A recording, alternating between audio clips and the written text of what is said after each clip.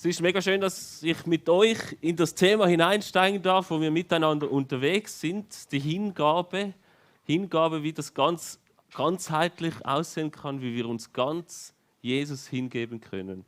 Und wir haben das Thema heute, wie wir uns mit unserem Körper, mit unserem ganzen Sein Gott hingeben können und möchten da ein bisschen hineintauchen, was da alles dazugehört, was man da alles mitnehmen kann und was die Bibel da alles dazu sagt, wie wir mit unserem Körper uns Jesus ganz hingeben können. Für mich ist es wichtig, wenn es darum geht, wie wir uns ganz hingeben können, dann geht es nicht darum, dass wir uns quasi ins Zentrum setzen, dass so eine egoistische, individualistische Haltung quasi, ich schaue jetzt zuerst mal, was ich für mich selbst tun kann und darum mich hinausgehe und vorne hinstelle und sage, das ist das, was wir alles brauchen und das ist das, was wir für uns Gutes tun können, damit wir quasi uns ganz hingeben können. Und trotzdem ist Selbstfürsorge ein wichtiger Teil dieser Hingabe. Und das auch ganz speziell in deinem Leben. Es geht nicht darum, dass wir uns wie so ein bisschen Mainstream-mäßig in der Gesellschaft quasi unsere eigenen Bedürfnisse erfüllen, damit wir ein möglichst erfülltes Leben haben, sondern es geht um ganz etwas anderes. Und das Thema birgt ein bisschen einen schmalen Grat zwischen der Wegweiser, die sind vielleicht gar nicht so klar weit auseinander. So gar nicht so klar, ja, wo ist dann mein Weg und wo ist der Weg, den Jesus mit mir gehen möchte. Bei diesem Thema könnte es sein, dass diese Wegweiser ganz eng beieinander sind und trotzdem laufen sie später ganz weit auseinander. Ich weiß nicht, ob ihr das kennt, es gibt doch so Wegweiser, die ganz neu sind und dann plötzlich geht aber dieser Weg ganz nach rechts und dieser Weg ganz nach links und man kommt eigentlich ganz an einen anderen Ort. Aber am Anfang meint man, ja, es kommt doch gar nicht davon, wo man durchgeht. Und da möchten wir wirklich mal genau hinschauen, was heißt es eigentlich, Hingabe mit seinem ganzen Körper. Und da sind wir miteinander in diesem Thema unterwegs. Indem wir gesagt haben, ja, wir wollen Jesus als unseren Retter anerkennen und im nächsten Schritt dann uns fragen, wie können wir uns Jesus hingeben? Wie können wir Jesus als Herrn in unserem Leben anerkennen? Und da gibt es verschiedene Themen. Letztes Mal hat Philemon gesprochen von der Zeit, was wir mit unserer eigenen Zeit machen können.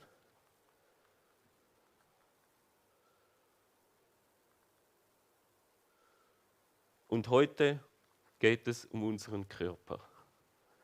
Und dann kommen dann noch weitere Themen dazu, was wir sonst noch alles tun können. Aber heute bleiben wir mal ganz bei diesem Körper. Und wir haben so einen Leitvers, der uns durch diese Predigt durchführt. Und der steht im Römer 6, 11 bis 13.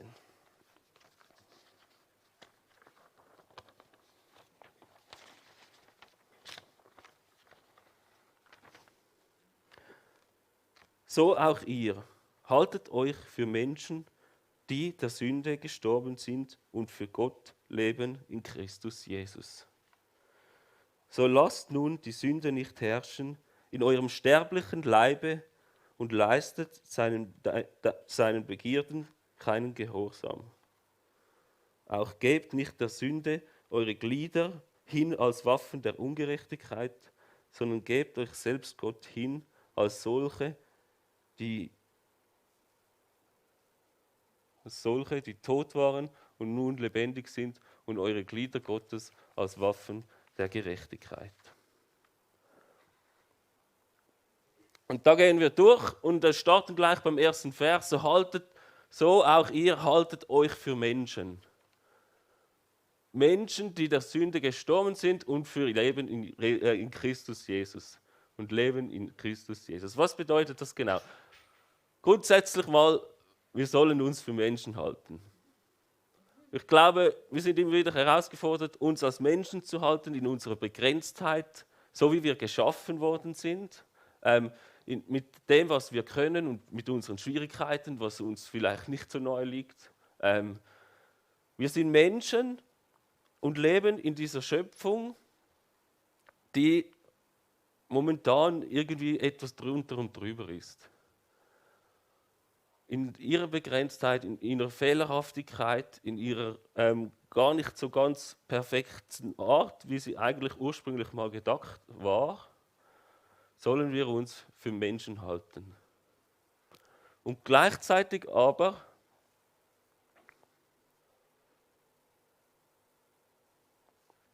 haben wir auf der anderen Seite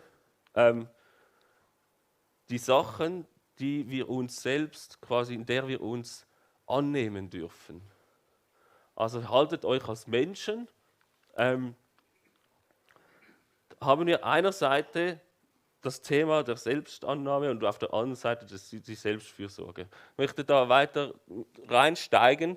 Oder ihr wisst nicht, dass euer Leib ein Tempel des Heiligen Geistes ist, der in euch ist und den ihr von Gott habt und dass ihr nicht euch selbst gehört, denn ihr seid teuer erkauft, darum preist Gott mit eurem Leibe. Also es gibt eine Art und Weise, wie wir unseren Körper wahrnehmen sollen, und das ist als Tempel des Heiligen Geistes. Und wir sollen diesen Körper, unseren eigenen Körper so wahrnehmen und ihm so Sorge tragen und ihn ein Stück weit aber auch so sehen. Und der zweite Teil, und Gott schuf den Menschen zu seinem Bilde, zum Bilde Gottes schuf er ihn und schuf sie als Mann und Frau. Was bedeutet das eigentlich? Wenn du dich selbst anschaust in deiner Begrenztheit und du dich als Mensch haltest, darfst du dich aber auch sehen als das Geschöpf Gottes. Im Gegenüber Gottes, wo uns unglaublich viel Würde zugesprochen wird. Wo wir uns wahrnehmen können mit einem perfekten Körper, wie wir schon gehört haben in den Zeugnissen vorher. Ihr habt das eigentlich super ausgeführt, wie wunderbar doch diese Schöpfung ist und wie wunderbar jeder einzelne von euch ist. Wieso? Weil Gott so viel von sich selbst in dich hineingelegt hat.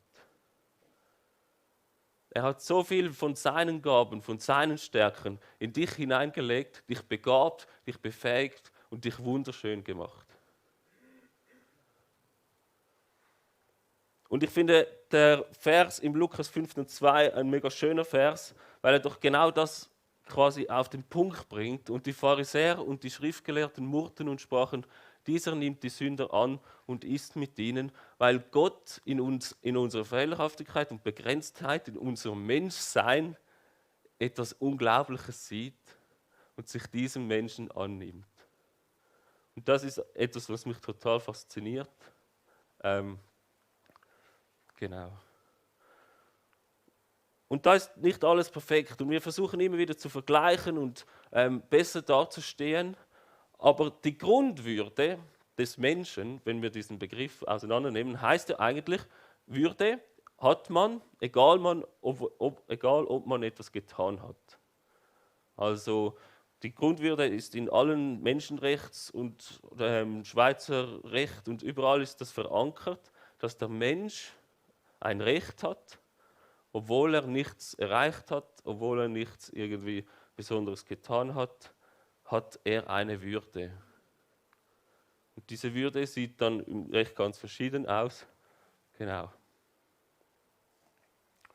Und die andere Seite heißt es, wir sollen unseren Körper sehen wie ein Tempel des Heiligen Geistes und für uns selbst sorgen.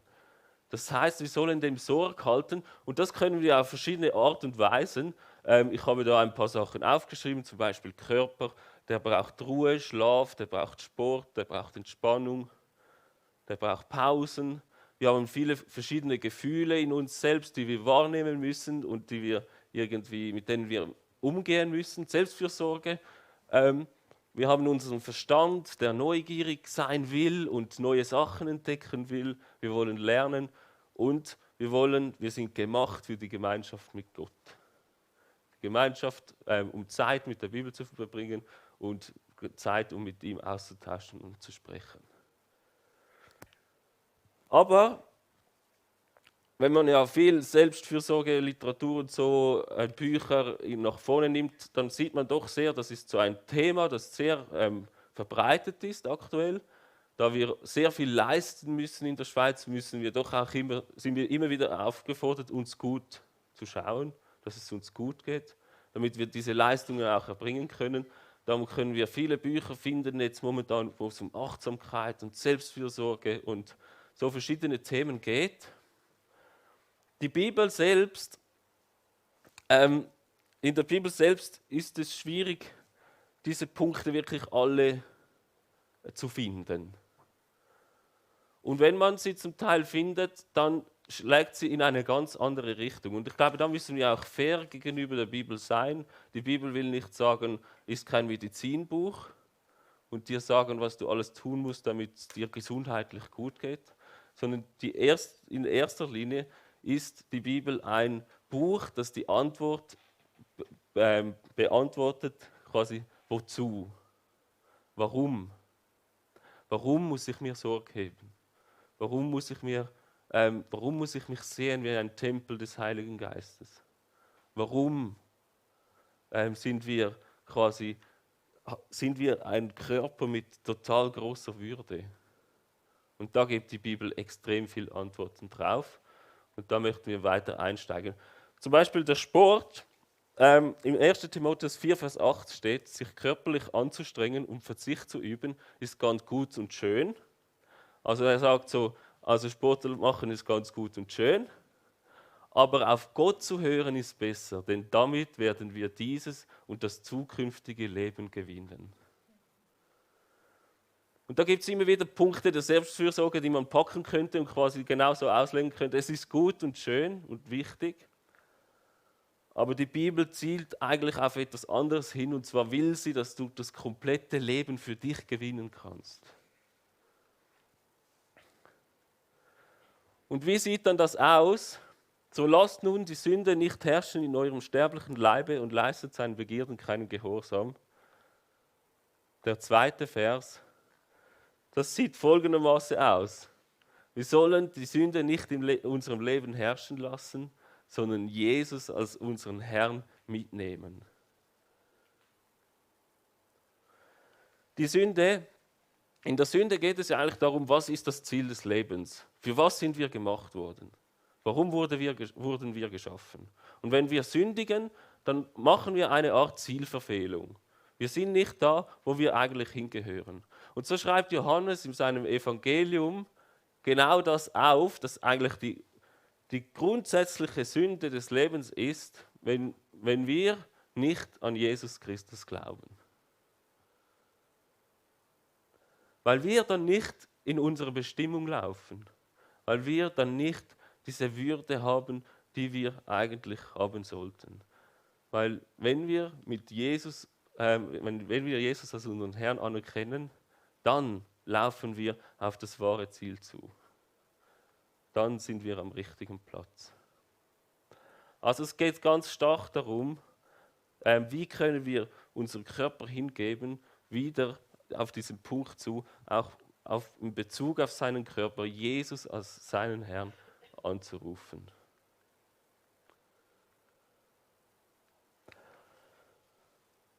Für mich war es dann irgendwie spannend zu sehen, ja, okay, was heißt denn das jetzt genau? Es gibt sehr viele Verse, wo uns herausfordern, wie zum Beispiel dieser 2. Timotheus 2, Vers 22, widerstehe der Verlockungen und Leidenschaften, die jungen Menschen zu schaffen machen.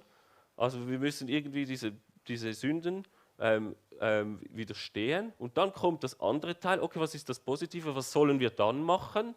Bemühe dich nach Kräften um ein Leben, das Gottes Willen entspricht und von Glauben, Liebe und Frieden bestimmt ist.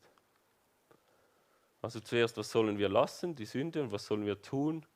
Gottes Wille, Glauben, Liebe und Frieden suchen. Und dann der zweite, den ich noch mitgebracht habe, Titus 2, Vers 12.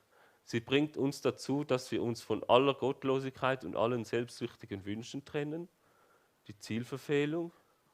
Und anstatt dessen sollen wir besonnen, rechtschaffen hier in dieser Welt leben, so wie es Gott gefällt.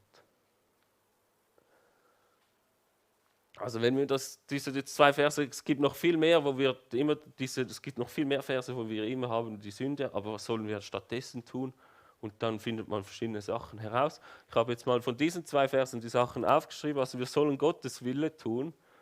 Wir sollen Glaube, Liebe und Frieden suchen. Wir sollen besonnen und rechtschaffen sein und das tun, was Gott gefällt. Und das klingt schon noch krass, sind so große Worte.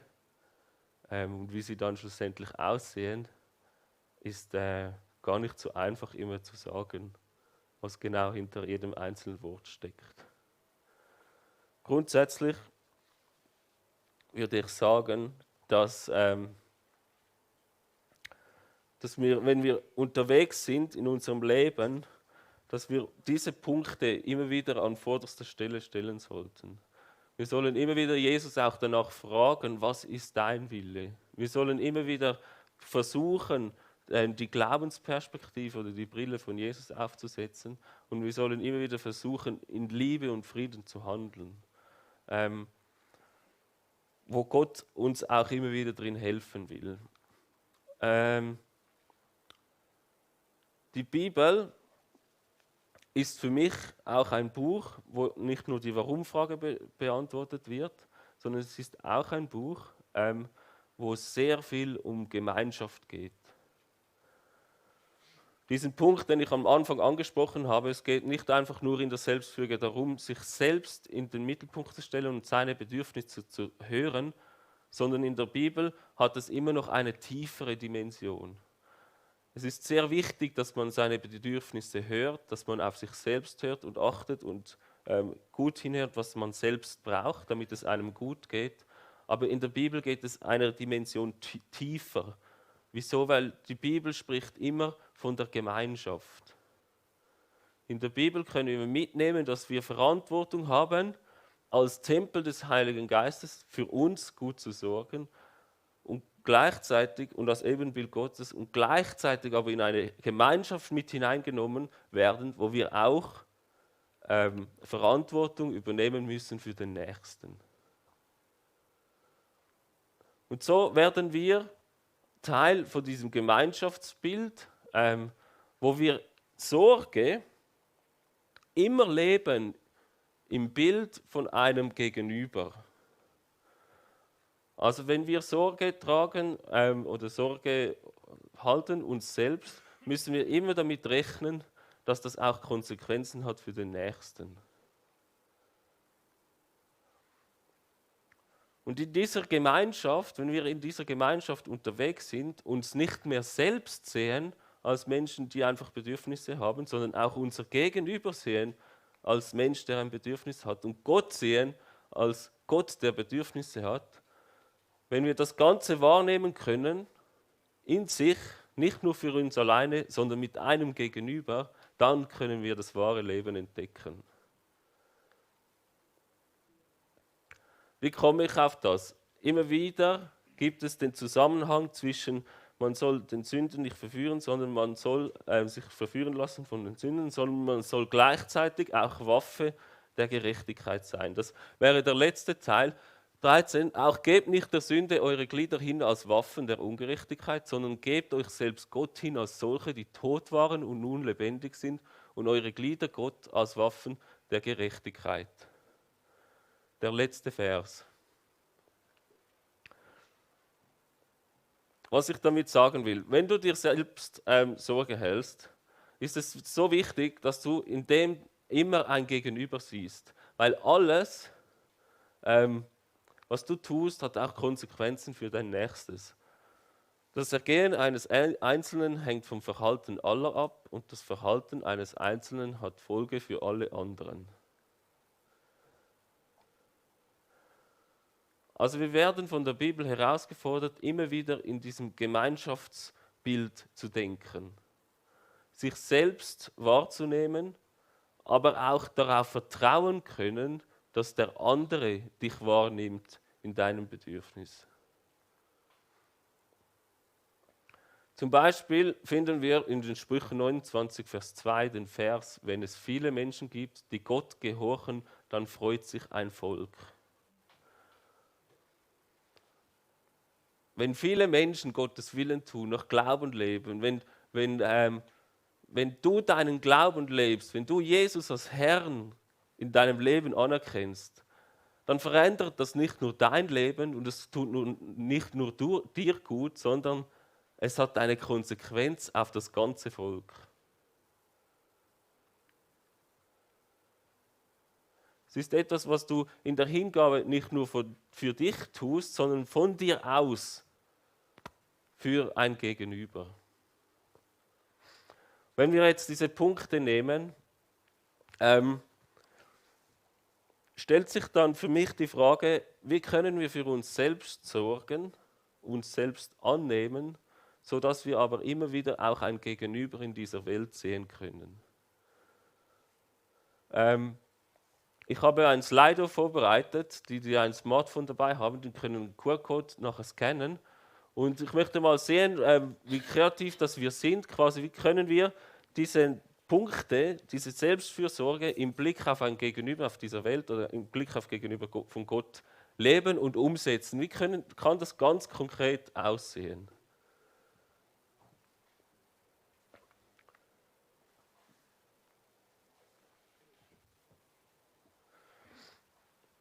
Und dann wollen wir einfach mal sammeln, könnt ihr da Begriffe reinwerfen.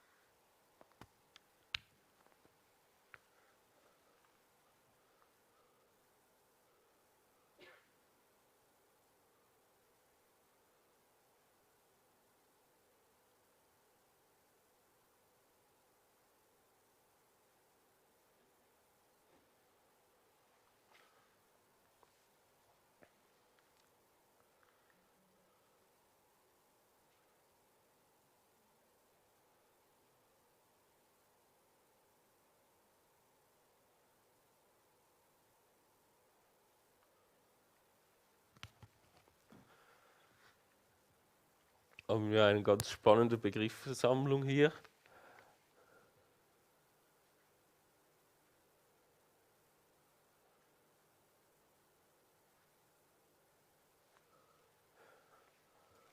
Vielen Sachen, denke ich, wo man auch Gott als Gegenüber sieht, wie zum Beispiel wo war es? Tag mit Gebet starten, Sünden widerstehen.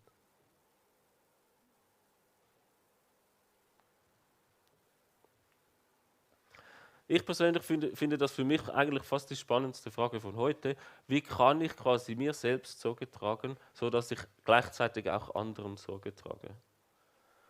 Und wenn man in der Bibel schaut, sind die meisten, oder geht es eigentlich immer darum, Gerechtigkeit auf dieser Welt zu fördern. Die Bibel will nicht einfach, dass du von dir aus nicht lügst und nicht all diese Sachen tust, die da stehen, einfach weil es dir gut tut, sondern weil du diese Sachen tust, haben sie auch eine Konsequenz für deinen Nächsten.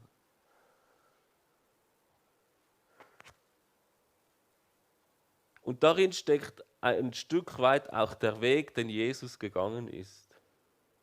In der Selbstfürsorge für den Nächsten. Wenn wir über die Hingabe des Körpers sprechen, geht es darum, dass wir den Nächsten sehen können und mit auf unseren Weg nehmen können. Jesus ist den Weg gegangen, in Jerusalem eingezogen und dort am Kreuz für dich ganz persönlich gestorben. Und das ist ein Weg, den Jesus auch für dich sagt, ein Weg, den wir einschlagen sollen. Wir sollen uns wir sollen auch gewisse Sachen aufgeben, gewisse Sachen loslassen für den Nächsten.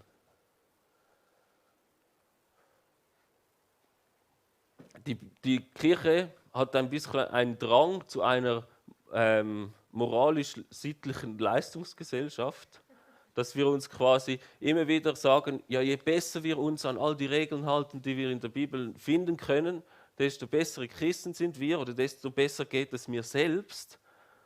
Aber eigentlich steckt ein anderer Gedanke darin, sondern je besser wir quasi Jesus in unser Leben mitnehmen können, desto besser geht es auch meinem Nächsten. Und für mich hilft das auch immer wieder, ich kann sehr gut zum Beispiel Konzepte und Visionen und Sachen entwickeln für unsere Jugendarbeit oder für andere oder wenn es um Sommerlager geht. Oder da kann ich, und wenn es um mich selbst geht, habe ich mir immer wieder Mühe, quasi mein eigenes Leben zu managen, gewisse Dinge festzulegen, weil ich ja dann immer nur denke, ja, es geht ja nur um mich und es spielt ja dann nicht so eine Rolle. Aber wenn wir quasi in dieser Selbstfürsorge einen Blick bekommen, dass es immer wieder auch dem Nächsten hilft, dann wird es dein Denken verändern.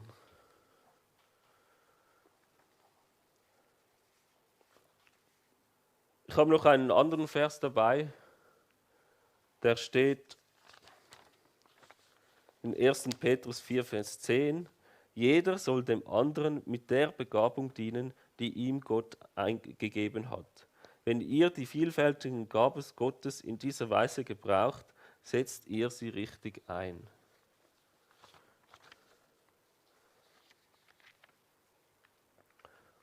So wird die Selbstannahme und die Selbstfürsorge im Gegensatz zum Mainstream in der Gesellschaft, wo sich das Ego in den Vordergrund stellt, die eigenen Bedürfnisse in den Vordergrund gestellt wird, durch die biblische Gemeinschaftsethik ein neuer Sicht darauf, quasi, dass wir uns, wenn wir uns beschäftigen mit Selbstfürsorge und mit Annahme, dass wir uns beschäftigen damit, wie können wir uns auch den Nächsten in unseren Gaben, mit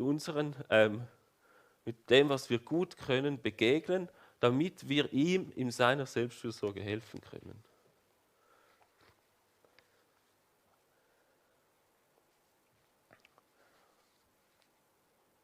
Und leider ist das nicht immer so einfach oder es gibt auch immer wieder Leute, die dann enttäuscht werden, weil sie das Gefühl haben, ja, ich werde ja nicht gesehen oder ich werde nicht wahrgenommen von anderen in meinen Bedürfnissen. Und so gibt es das Widerspiel. Wir müssen Plätze schaffen, wo Menschen hinstehen können und sagen können, was ihre Bedürfnisse sind und was sie brauchen. Und gleichzeitig müssen diese Plätze aber auch Orte sein, wo wir auf diese Bedürfnisse und dieses Verhalten reagieren können. Und das ist das Stück weit das, wo wir dann hineingestellt werden, diese Gemeinschaft, ich sage dir auch Kirche, die weltweite Kirche, wo wir hineingestellt werden, wo wir sagen können, was wir brauchen, was uns beschäftigt, wo wir Herausforderungen haben und wo auch ein Ort ist, wo auf das reagiert wird.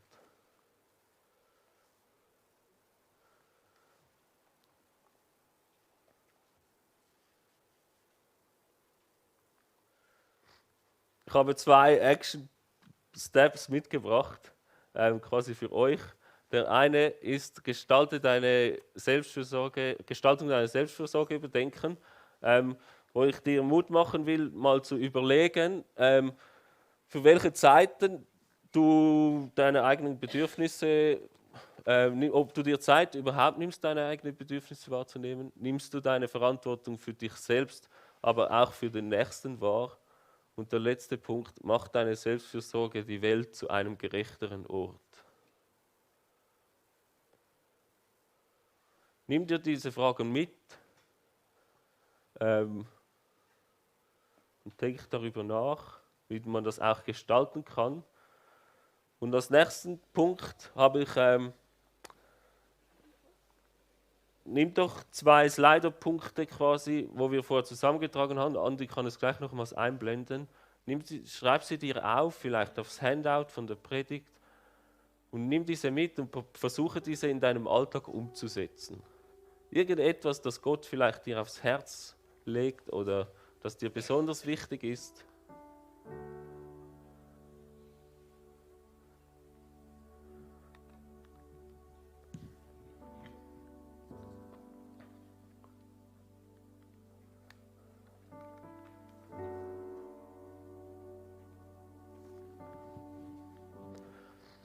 Und dann einfach irgendwie in deinen Alltag integrieren. Mal schauen, was passiert, wenn du Selbstfürsorge mit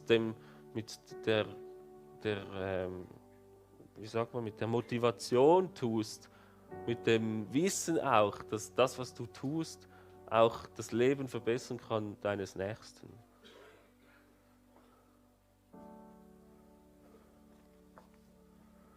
Ich möchte zum Schluss noch beten.